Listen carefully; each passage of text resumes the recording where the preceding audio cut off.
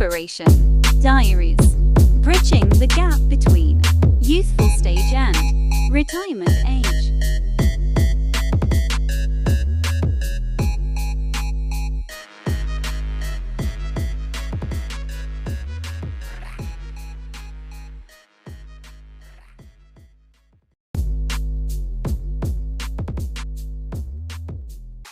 Hello guys, so recently my HY layers apparently started laying eggs, and I think the laying percentage, there were 50 layers, and something happened along the way, and I happen to have remained with 35 layers, of which at the moment their laying percentage is at I might say at 25, because they just started laying eggs, and so something good that I want to report is that their eggs are standard, unlike other chicken, let's say like the indigenous chicken. When they start laying at the first time, they start laying small eggs, and then eventually they lay big eggs. But these HY layers, I have proven that indeed they are commercial birds. They started laying the standard size of an egg. So just have a look. So here are the eggs, and as you can see, this is just standard size.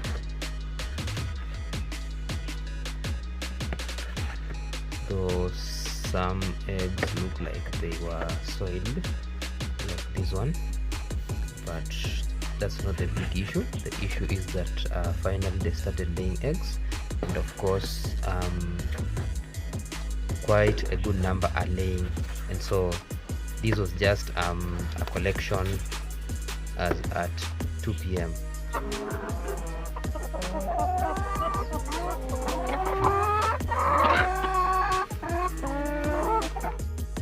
And so guys, in this poultry farming, there is nothing like shortcut.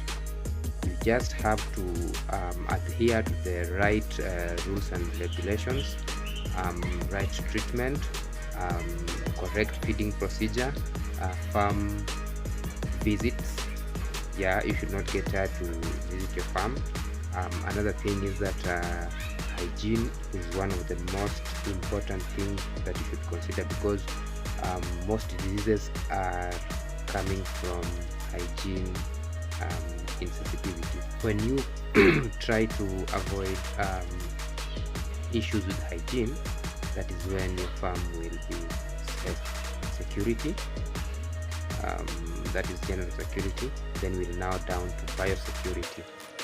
Now biosecurity is whereby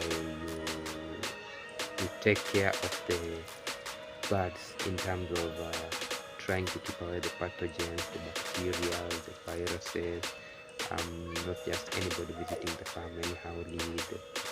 Your birds are secluded, and they are not supposed to mix with other birds, because of never know, because these birds are very sensitive, so the other bird might be infected, and then later on carry the infection to your birds.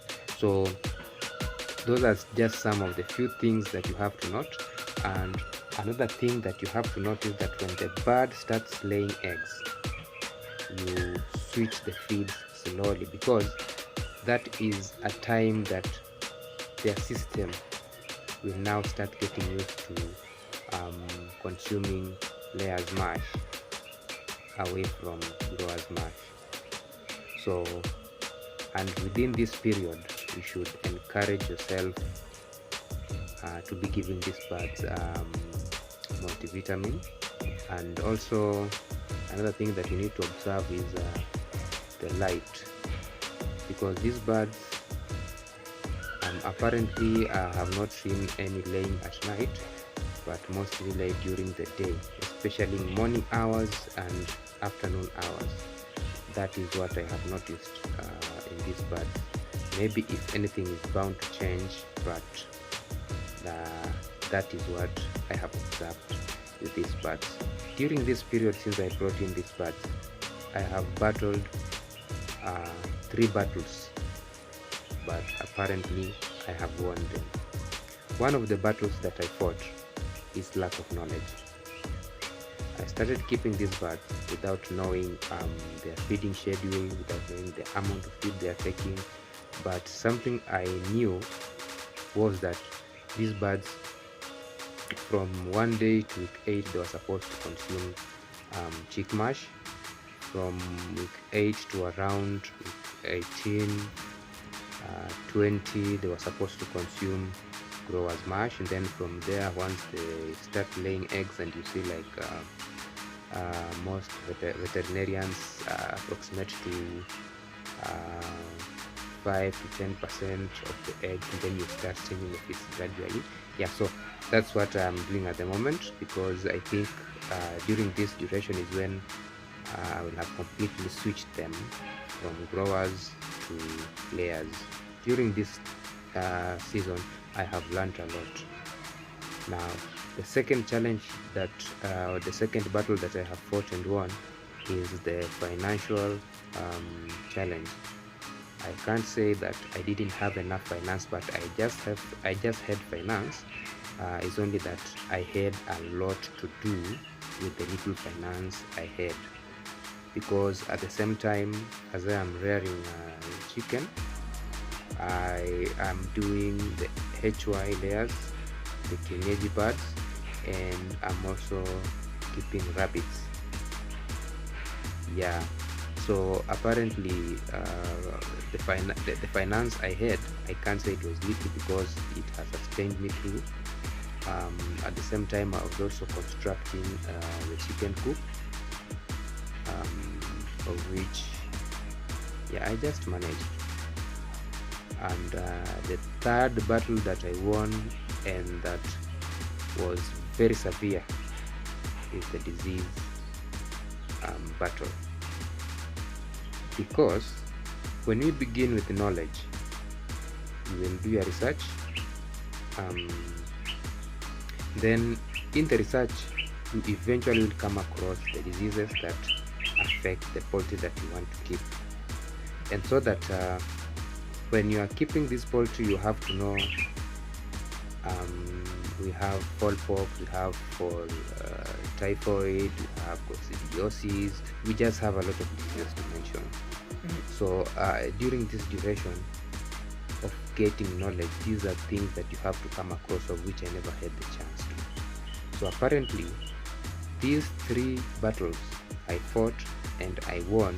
That is why I have around 35 birds from 50, and they are doing well.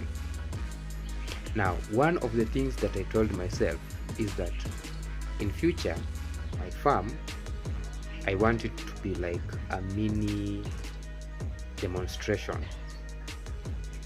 So probably in the near future, I will be doing black soldier fly larva, I will be doing azolla, I will be doing vermi, just to mention. And also I'm in the process of acquiring dragon fruit seedlings. I will be updating you guys, so that eventually when you want to get some more information, at least you should have someone you can talk to, someone you can consult. And when I get this knowledge, I promise you, my good people, I will never sleep with the information. I will be putting it out there so that anyone who is interested should get information, should get an idea, should get more encouragement to do what they want to do. So guys, if you like this channel, please subscribe, and if you like this content, share it, feel free. So till next time, bye bye.